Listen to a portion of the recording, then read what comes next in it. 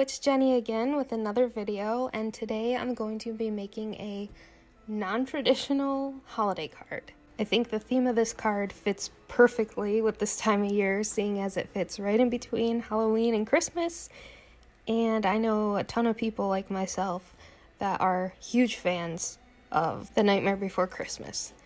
So for this card, I thought Lawn Fawn's reveal wheel was the perfect interactive component for this stamp set. It's from the Sassy Club, and it's called This is Sassaween, and it's perfect, and I finally got my hands on it. And so my first thought was to use the reveal wheel die from Lawn Fawn to change the faces. So once I have all my supplies together, I started by making a template so I knew where to stamp each of the faces on the wheel. And I did that by stamping out the mirror image.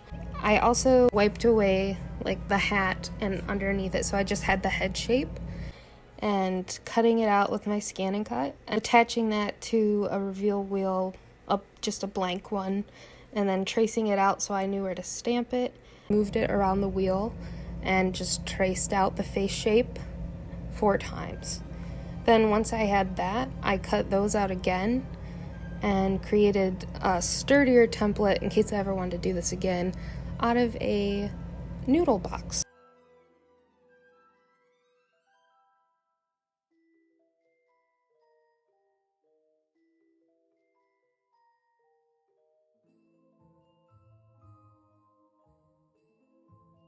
So my plan is to create a night sky that isn't necessarily Christmassy, but I feel like it fits the theme regardless. So I'm trying to line up the reveal wheel and the faces, which I realize now isn't the easiest thing, and I spent a lot of time doing that for no reason because I could have just lined it up after the fact.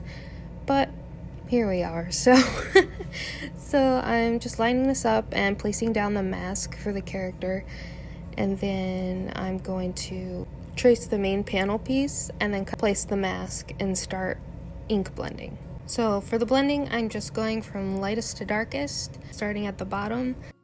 I wanted a slight glow around the moon as well, so I tapped down some of the squeezed lemonade where the moon was going to be, and then I placed the mask back down. And then when I blend, I'm not going to fully blend over it. I'm going to leave a slight ring of the squeezed lemonade.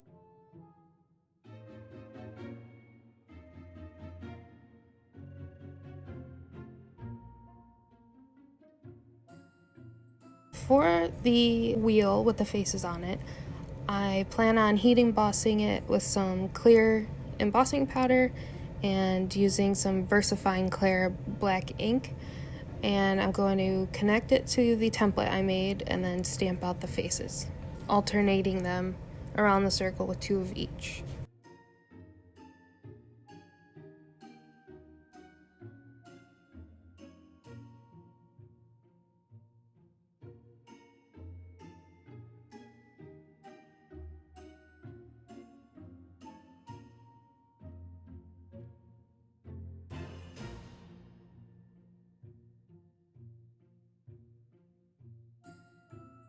So again, I'm creating some more masks. I took another piece of the Post-it note paper and I cut the scallop wheel out of there as well, and then I folded it in half twice so I could get 4 equal parts, and then I covered the faces, seeing as the happy face is a different color from the sad face. I'm taking some Tattered Rose Distress Oxide and some Hickory Smoke Distress Oxide and one of my tiniest blending brushes, and I'm just going to blend that across the faces and smooth the lines where they meet.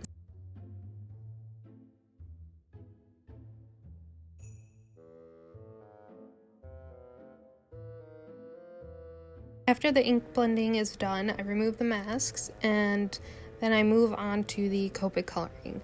So I color the mirror character and then I stamp out 3 of the other characters and color them up as well.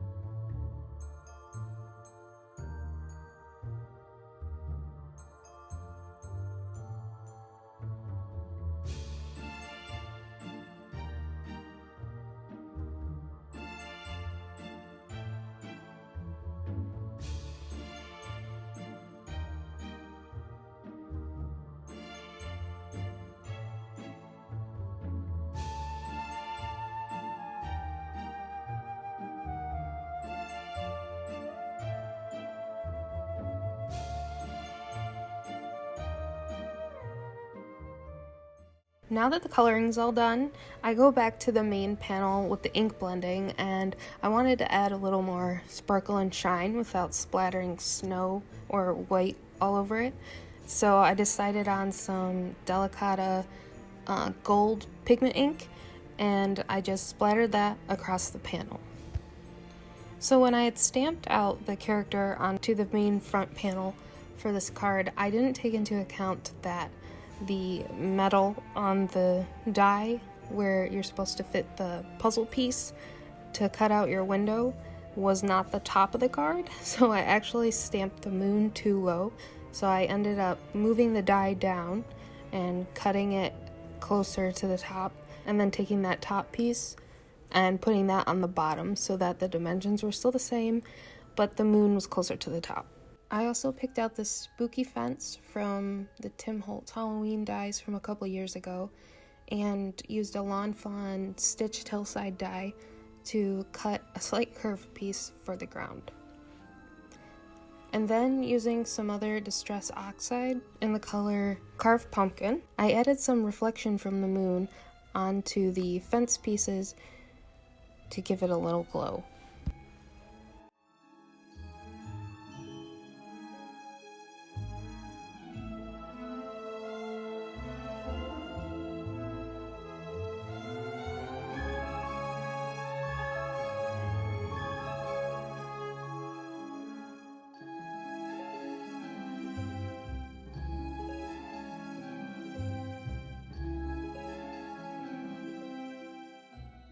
So I had originally wanted to use the gate piece, but after fiddling with it and trying to fit it all together, it just kind of made it seem too busy. So I cut out another section of just the plain fence piece, and then I laid it across the front. And because I stamped the character on the card, but I didn't want the fence to go over him, I laid out the fence and then placed the mask on top of it so I knew exactly where to cut it. And then I lined up the fence again and glued it down.